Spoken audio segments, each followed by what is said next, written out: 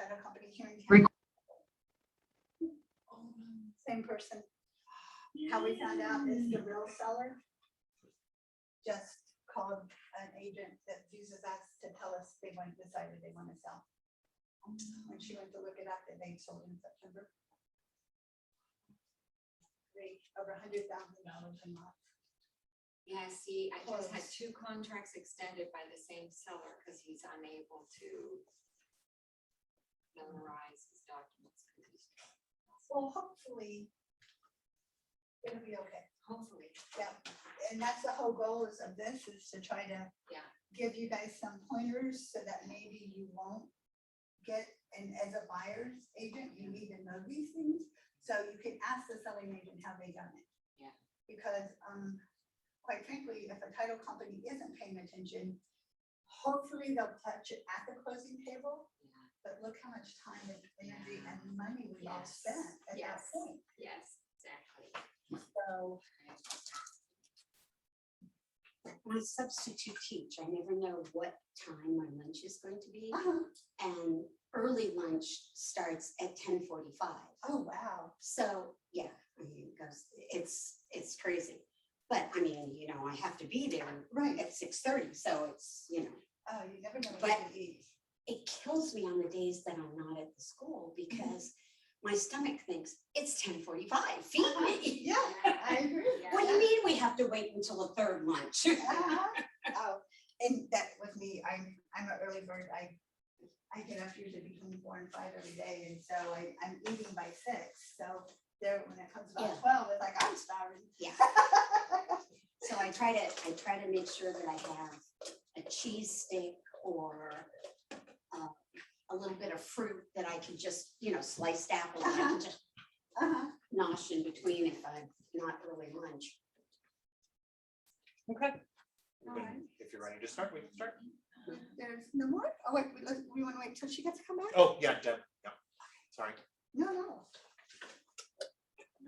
Did I get your card? By chance, can I get your card?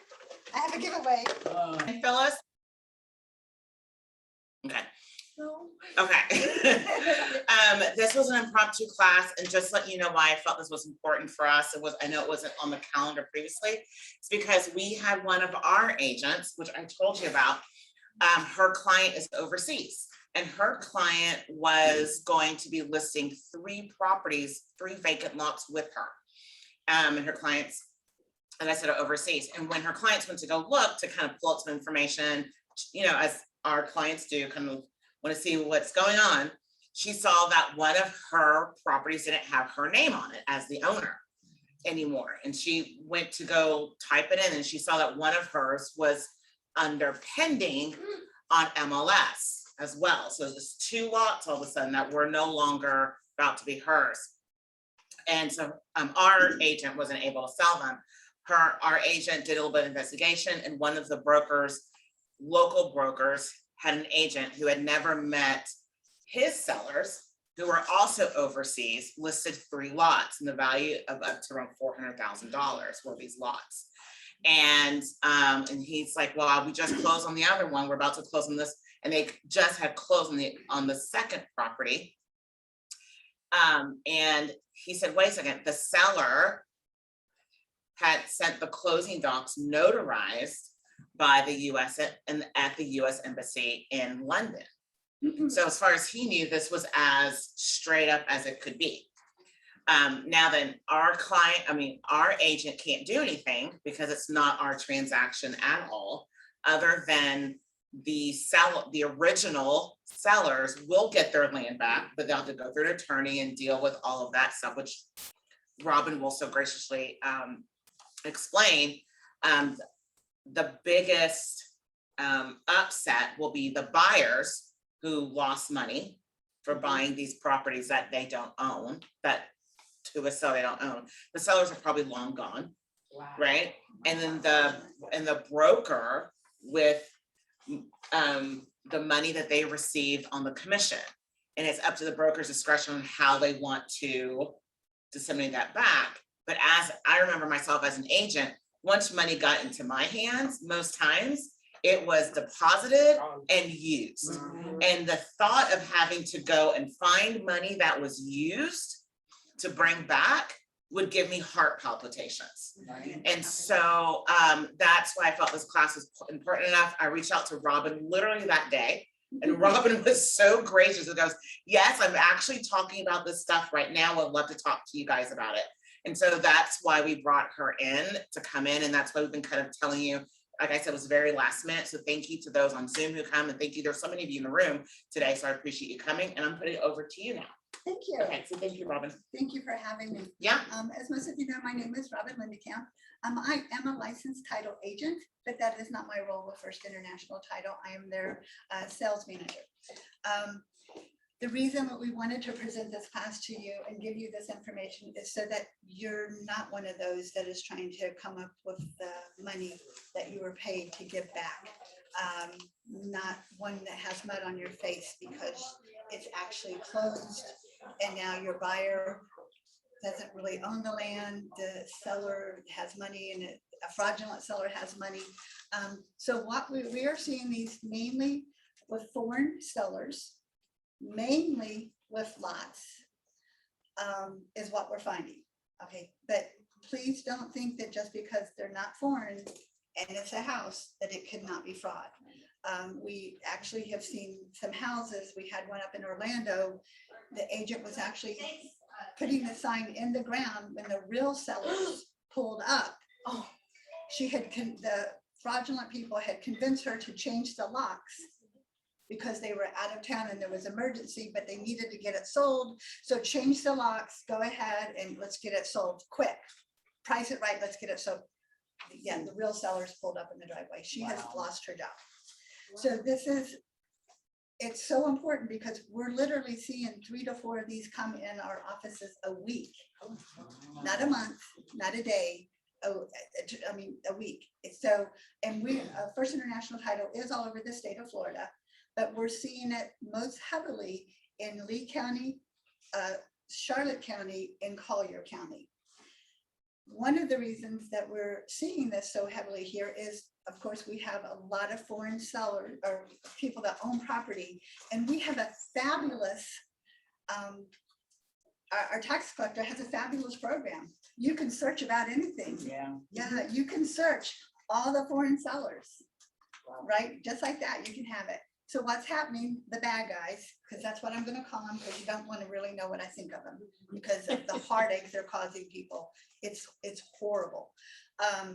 The bad guys are going online, they're pulling the list, they're picking out somebody that has 2 or 3, we were talking about this earlier, 2 or 3 properties.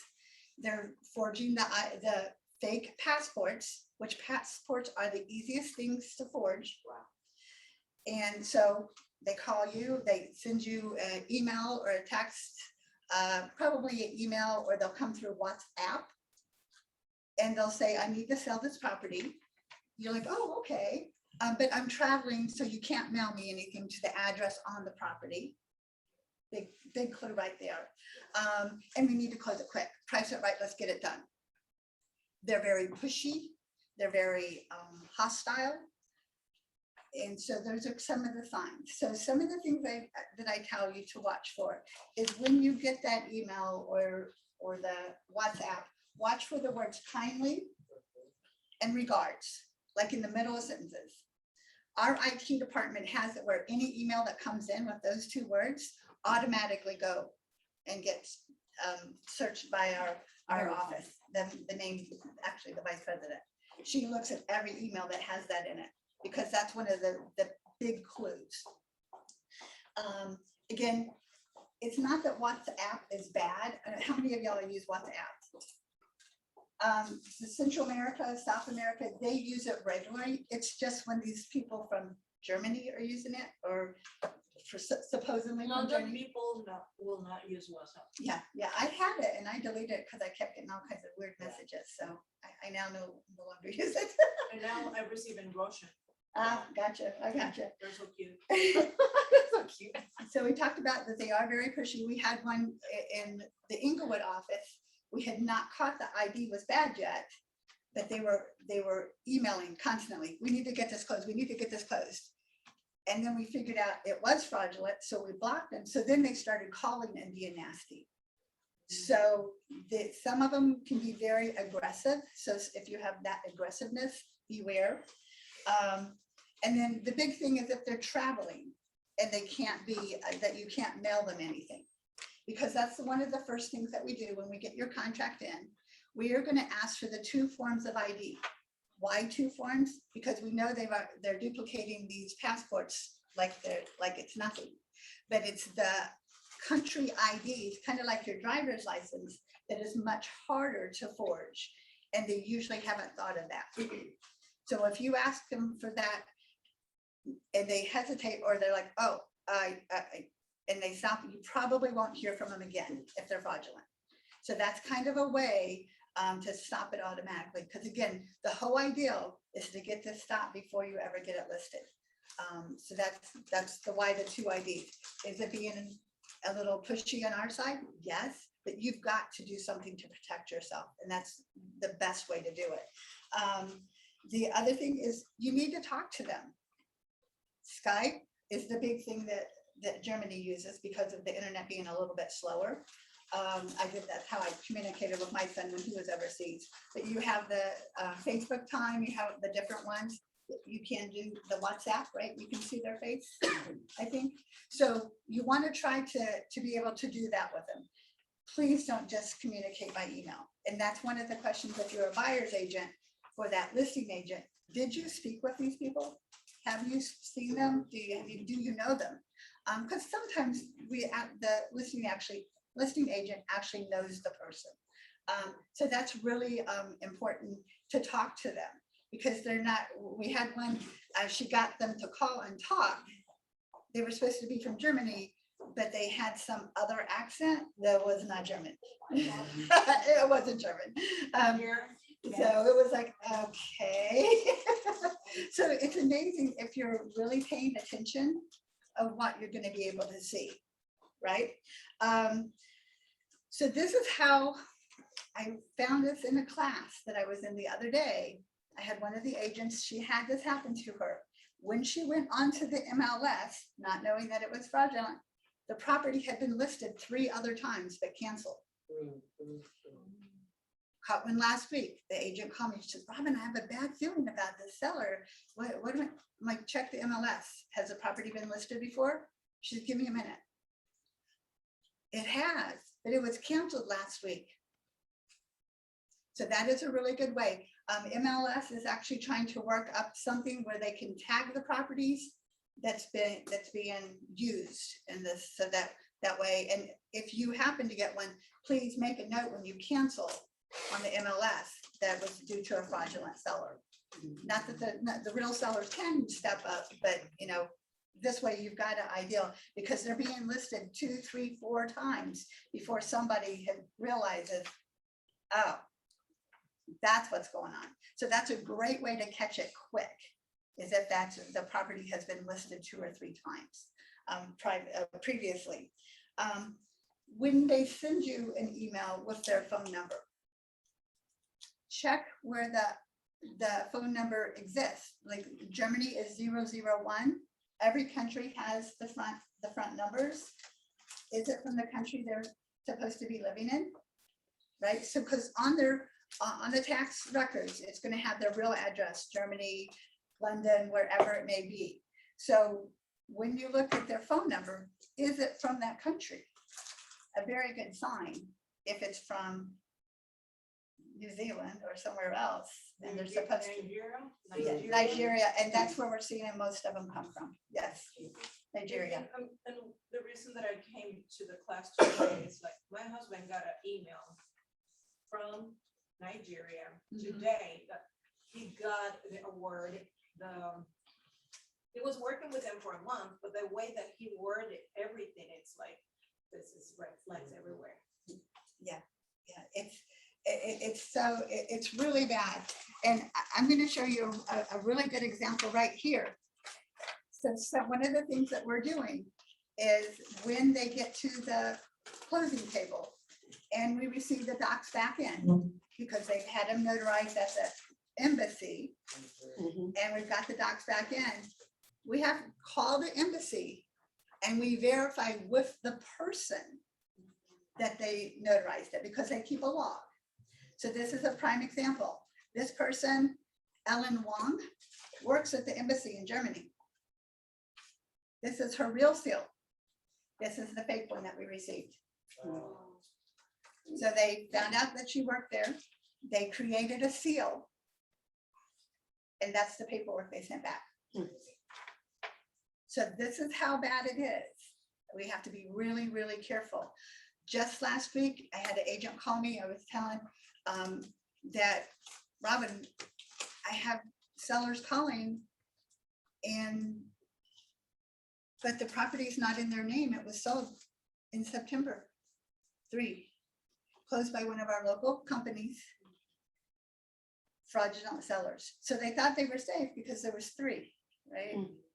Yeah, so over $100,000 worth of lots. So I had her call the title company that closed it, and now they're gonna have to figure it out. So what can be done? So the buyers are protected because they have title insurance, right? So they will get their money back. They may not get that lot, but they will get their monies back somehow, some way. Whether it's the insurance company buys the lot from the real sellers, actually, if there's a lawsuit that forces it to happen, or if the title agency has to pay the seller. There's all kinds of different scenarios that, because again, it's going to be a lawsuit. Will you be asked for your commission back? Most likely. Most likely. I've heard it on one instance where they've called the agent to get the commission back because again, it wasn't a legitimate deal. Yes, sir. You're talking mainly about lots or single family properties much involved in this type of thing? We're seeing it more. We're seeing it, the really good ones are moving on to houses because they can get more money faster. So but what they're doing is they're convincing the agents to change the locks because they're out of town and they've got an emergency, but they've got to get it sold because they need the money, right? They can be very convincing. Your foreign buyers and sellers, you talk most about the European countries. How about Canada? And We're seeing it from there also. And this is just my personal opinion. I think by the end of the first quarter, we're going to see a large amount of influx of Canadian sellers. It's just my opinion. They're going to come for the winter and then they're going to sell because they're going to be able to get so much money for their properties. And they've not been here for 2.5 years. Right. And they couldn't get their personal property out, but now they can. So I know in my neighborhood, I've noticed that a couple of my Canadian neighbors have got home and they're talking, they're going to sell. So I have a feeling, I think they're going to say the winter, because why would they not?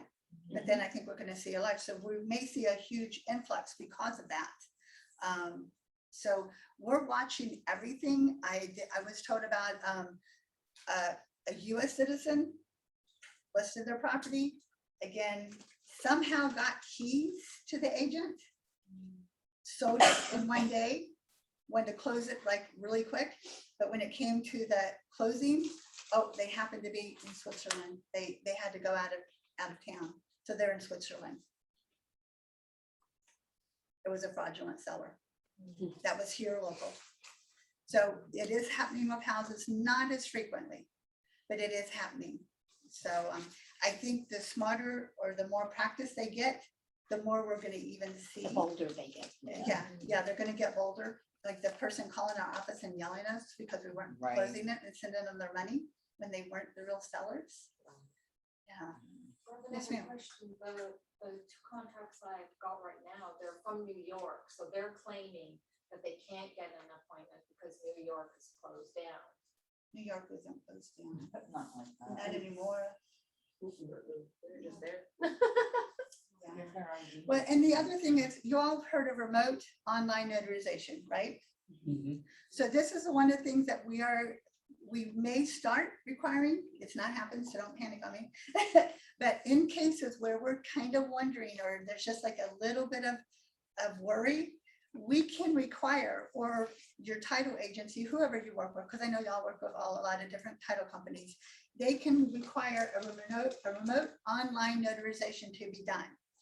And what's really good about that is it requires that ID to be verified.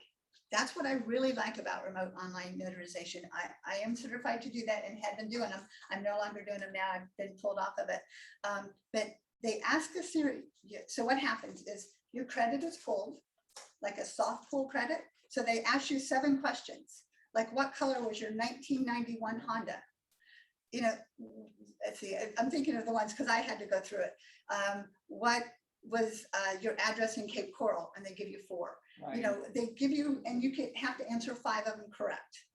The ID that you send in is run through a system and verified that it is correct, which is awesome. So it's really, and you have video and you have a recording of that person's face. To me, that is the way to go. I think it will be in the future, it will be the way we do closings. I truly believe that because of all the fraud in the world, that it is a way, if you're a bad guy, again, that's my word for them. If you're a bad guy and you're doing this, do you want a 30-minute recording of your face? Are you really gonna chance that that ID is gonna go through the system as real? So I don't think so. So there is a way, the remote online notarizations, we do them all, most of them in our company. We have 15 people like myself that are certified to do it. You have to go through a class series. You have to have special insurance to do it. So we have 15 people in our company that does it for US citizens. So just say they are a US citizen, but they are overseas, because it happens, a lot of us work overseas. So we can do those in-house. But when it comes to the foreign customers, we have to go through a company in Virginia to do them, because there's laws are different in Virginia, and they can do the foreign sellers overseas. So it's really nice that we have that option. Our underwriter has to approve it. One of the other things that we're doing, every company's doing different, but our underwriters are now having to approve the IDs for us before we can close. So there's some systems out there where you can validate those passports. So we don't have it personally, but our underwriters do.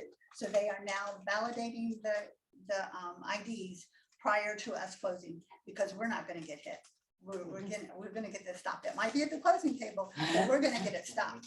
Our goal is not to get those contracts in anyway. We want you guys to stop it.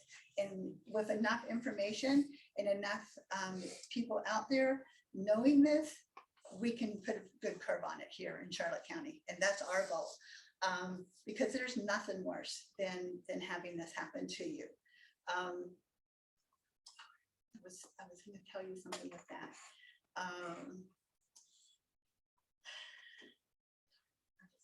I'm so sorry. Let's see. I make sure. Let's see. I told you about the counties. I told you about the embassies. I did hear one of the companies is charging an upfront fee for that ID to be sent and verified before they'll do anything further. So I have heard that too. One of the other things is, and on the sheet, and I didn't mention it, is if you decide, okay, it's the legitimate seller, send out a letter immediately to the address on that property. Even if they say they're traveling, send an address. We got a call on Thursday from one of the sellers, the real seller, that no, we are not selling this property. It took 14 days for them to get the letter, because I went to look when it was mailed out. It was 14 days prior. We got the call. No, we are not selling our property. So, you know, you think they're legit, you believe they're legit, that's great. Go ahead and mail that letter out and say, thank you for listing your property with me. I am verifying that you are the true sellers. Please call me as soon as you get this letter. And that's what happened. We got the phone call and they weren't selling. So this is really real. I mean, I kind of get goosebumps. It's so scary that they're doing this. And then just, if you'll give your title companies time to get it closed, give them at least 30 days. I know on lots, you know, everybody wants to close in 2 weeks, and that's fine and dandy. But with this, what the work we're having to do now, to make sure these people are truly the sellers so that we all don't get in trouble, please give us 30 to 45 days if at all possible. Again, it's a lot. There shouldn't be that. It shouldn't, you know, it shouldn't be that much of an emergency. Because just think about this. It's closed. Your buyer's all excited. They already had a builder. The house is half built. And we just found out it was fraudulent. Now what? Oh, yeah. So this is why it's so important that we catch it, you know, and like I said, what we're doing in one of our offices, we won't even start pulling the title search until we get those photo IDs, so we can try to make sure that they're right. How does that affect the title insurance? Somebody's gonna be eating something somewhere along the line. There's gonna be a lot of money out, and that's what I was gonna tell you. So we all just got our tax bill, right? I'm seeing online from people, with their tax bills coming out, we're gonna find a lot of it this month, because most people know that their tax bill, they should have it already. It's a little slow, so yeah, maybe by the end of the month, I should have my tax bill. By November or December 1st, we're gonna see truly how much of this is, how many has closed, because this is not something that just happened this month.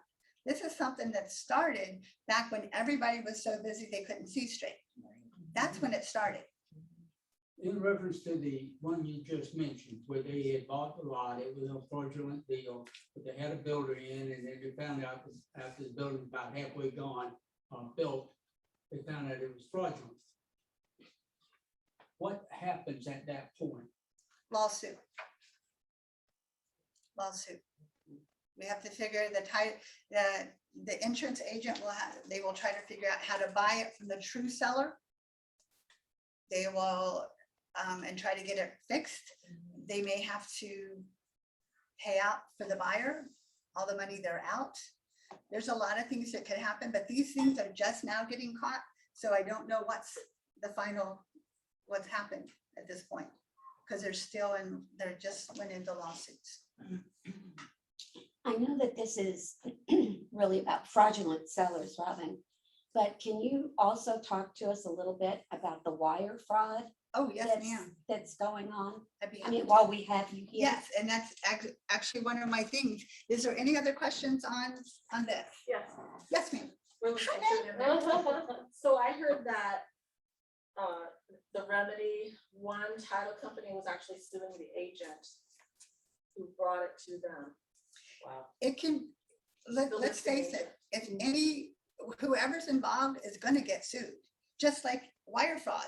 If they can prove that your email was hacked and you're gonna get sued over wire fraud. So yes, everybody will be listed as a party to the transaction, positively. Yeah, so thank you for that. But yes, it's really scary. Okay, so I'm gonna step into my commercial, okay? But if you have anything, if you get an ID and you're kind of wondering, and we're gonna close the deal for you, send me the ID right away and I will get it sent up and we'll start working on it. Because sometimes we can tell, because you can see that the picture has been plotted on it, right? You just see that picture plotted right on there. It's like, really, you could have did a better job than that. But we had one that one of my agents sent me on Monday of last week, and it looked pretty good, but it wasn't. It wasn't. So, this is what I'm spending a lot of time with this right now. So if you have a question, if you have an ID you want looked at, and we're closing the deal, please go ahead and send it to me, and I'll get it to the vice president of our company to get checked out for us. Okay, because everybody in our company is on this right now. We're at top alert. So now I'm going to do my commercial, okay, and talk to you about the wire fraud. So our company is an independently owned title company. We have 35 offices throughout the Florida, all the way from Pensacola, all the way down to Key West. I am lucky to represent the 3 Charlotte County offices. So you know, we have Lisa Gill here in Tiffany Square, 40 years experience. So that's how they catch that when that notary is not right, because they have done this for so long, they know their stuff. It's amazing. Then in the Murdoch area, I have Renee Polis and Jeannie Sambon. Again, both of those ladies have over 20 years experience. Now, they all started when they were 5, okay? Just saying. And then in Punta Gorda, I have Linda Raphael and Tammy Klugwick. Again, 20 plus years. These ladies know what they're doing. They love what they do and they care about your deals. They might not be all warm and fuzzy, don't get me wrong. They work hard and they get it done. So they're probably, I believe, some of the best in Charlotte County because of their knowledge.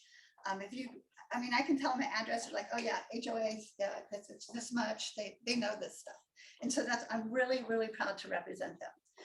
Because First International is a small company, although we're kind of large, but we're small, we have a fabulous IT department. I'm so proud of them. The head of it, Dave, he's a genius. So he's come up with a lot of different things. So the first thing is talking about wire fraud. When we get a contract in, we text the buyers their wiring instructions. We do not email. You will not get an email with wiring instructions from First International Title. They will get a text, and we leave you all out of it. You want to stay as far away from wiring instructions as possible, because that's what happens is they break into your email. You may not even know that they've broken into it, and they duplicate everything. They see ours coming through to you and they duplicate us. Just had it happen 2 months ago. Well, a friend of mine, I was working front desk in Punta Gorda. Friend of mine came in, realtor, knew him forever. He was selling his own property. No, he was buying one, I'm sorry. So I'm like, here, Bob, here's wiring instructions, just in case, because I knew he wasn't real techie. Here you go, just in case, this is what you're gonna get these at closing. Make sure you wire your funds here. Day before closing, he's like, Linda sent me some new wiring instructions. Linda does not email wiring instructions. Found out he'd been hacked, saw her emails coming through. They created an email from her to him saying that here's the new wiring instructions. It was not us. So again, the texting of wiring instructions, I believe it's what we found to be the safest so far. Will they find a way around it? Probably, but at least it's from our secured computer to their phones. So that's about as secure as you can get. So that's what we're doing. So that is really cool. And our IT department came up with that. The other thing that we have created a portal. Now I know a lot of people go, "Ooh, I don't like portals," but portals are great when it comes to private information. So y'all, I know most buyers that are working with lenders have to have a portal now. They log in and they upload their information. Why? Because it's safer. So we have a portal now that our IT department developed so that you can upload. Maybe you have wiring instructions for your commission, or maybe you have the seller gave you their payoff or their mortgage information. Do not email that important paperwork. Upload it in the portal. Keep your customers' information safe. Keep your information safe. So we've got the portal. Then, little cheat sheet on the back there for title. Title costs. So we have the First and Agent One. A lot of people use this. This is the way, if for some reason the closers are busy and you need some numbers quick, you can download this First and Agent One app. It's right on your app store. And again, you can get closing costs for buyer, seller. You can do the split. You can do all kinds of stuff. If you pay for the premium version, that's $10 a year, because y'all know I can't give you advertising against RESPA rules, but it has a tremendous amount of marketing on it. It has all kinds of different sheets that you can post on your Facebook, your Instagram, Twitter. It has all the correct sizes, but there's a lot of, if you need content for social media, which that's my love, is social media. So if you need it, this is a great way to get it. Okay, because it's all branded to you. So we've got the portal, we've got that we text. The instant escrow is the flyer in here. So This is another app that our IT department created. So the instant escrow. So you're working with a buyer, you have their escrow check. But they're flying out tonight, so they can't bring it in. Or you don't trust them to bring it in because it took them 3 times to get it right. So you can you download the instant escrow app. You take a picture of the check, front and back. You type in all the information just like you would do when you went to a title order. Push the button and it's in our escrow account. Please make sure we have the contract. So that way we have a place to attach it to. But the instant escrow can save you a lot in time instead of driving those checks or trusting that the buyer's gonna get it to us in 3 days. A way to get it to us, and it does not cost you anything. You pay those fees. Check has to be made payable to you. Yes, it has to be made payable the First International Title, and we have to be closing the deal. Yes, It's like depositing a check on. yeah, just like you do with your online banking. It's the same scenario. Do you all hold escrow funds if somebody else is gonna be closing? No, sir, we do not hold that. We do Some not hold. companies do. Yeah, the only way we can accept escrow monies is if we're closing the transaction. Yes, sir. I know there might be companies out there, but we're not one of them. Okay. Yeah, sorry. So those are the wonderful things that we have. I am your resource. If you need me nights, weekends, yes, I am saying that out loud. Because that's when y'all are working. My husband's used to it. You have my cell phone. You call me, you text me, you email me. I will get back with you right away. If I don't get back with you within 15 minutes, probably something's up. During the day, if I might be in a closing or something, but I try to get back with you very quickly. If I can't maybe get to it, I will forward it on to a closer so that they can maybe help you. So I have a lot of people at my call. So if you need something and I might not know the answer because I don't know everything, I don't have the 20 years title experience, I will find someone that can give me an answer and get you an answer. Okay. All right, so let's give a prize away. Woo-hoo. Any other questions? Thank you for letting me do my commercial. That's how I pay for the lunch. All right, can I have everybody's cards? Yeah. Yeah.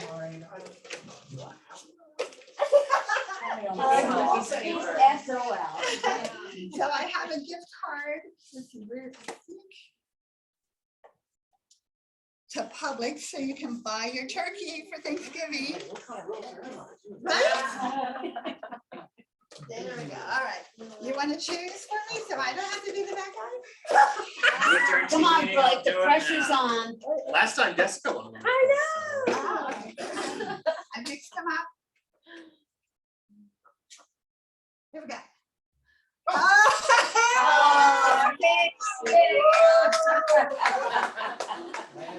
Congratulations.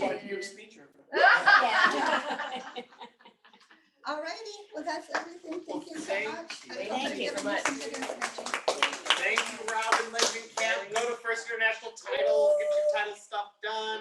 They're my Thank number you one. so much. I highly recommend them. There we go, Lou's endorsed. Woo-hoo. I love Thank you. Melissa Gill, it's big one. She's pretty awesome. And she catch things way beyond. Yeah. Yeah, the goal is to catch it right away, so we don't have issues at the end. Yeah, that's the goal. Thank you. Thank you. Yes.